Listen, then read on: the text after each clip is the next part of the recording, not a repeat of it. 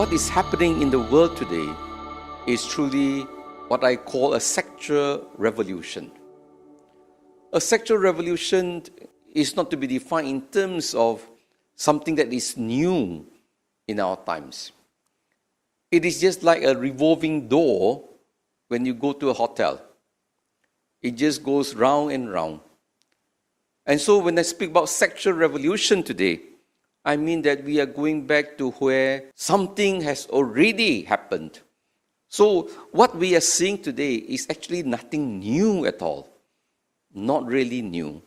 Sexual immorality has existed thousands and thousands of years ago.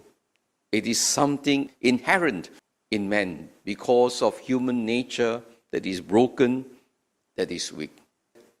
Society is so much broken and wounded. That is why we need to exercise compassion and understanding, not to condemn so easily people who fail in sexual life, people who fail in relationships, infidelities. We know very well that divorces are increasing year after year, even among Catholics.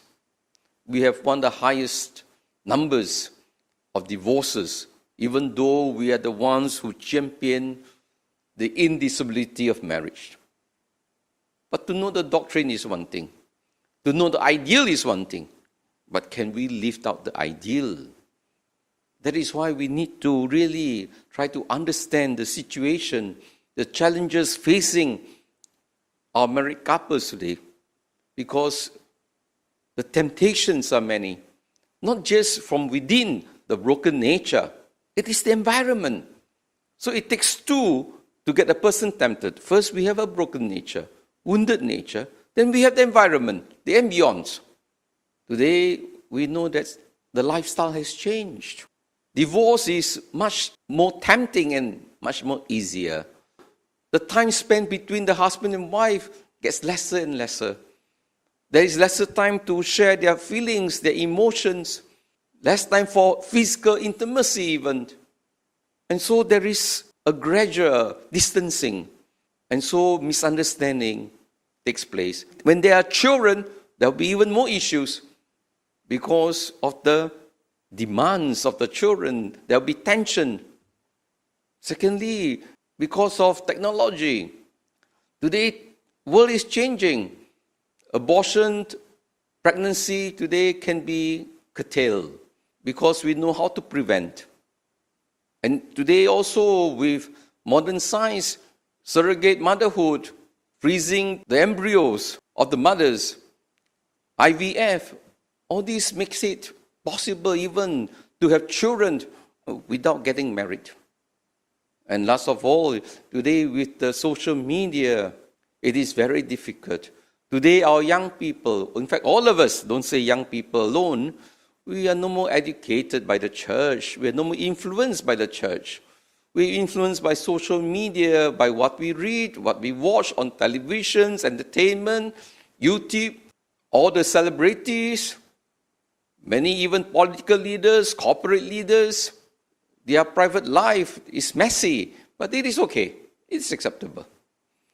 In fact, sometimes it's portrayed as a norm today. Today, society is trying to regularize what was considered to be irregular. Whether it's abortion, whether it's infidelity, cohabitation. The young people are no more talking about, I'm a gay or I'm a lesbian. Today we are binary, we are transgender. So these are all the issues. And our young people today, they're not wanting to get married also because they look at these issues. Let us stay single. We cohabitate. If we can get along, we get along. We can look after ourselves. We don't have to have children, because they are a burden. And so, my dear brothers and sisters, these are the challenges. That is why if we really want to protect the sacrament of matrimony, to live a holy life, then it's a question at the end of the day, it's not knowing the doctrines only, but do we really believe in the authority of the Lord Jesus?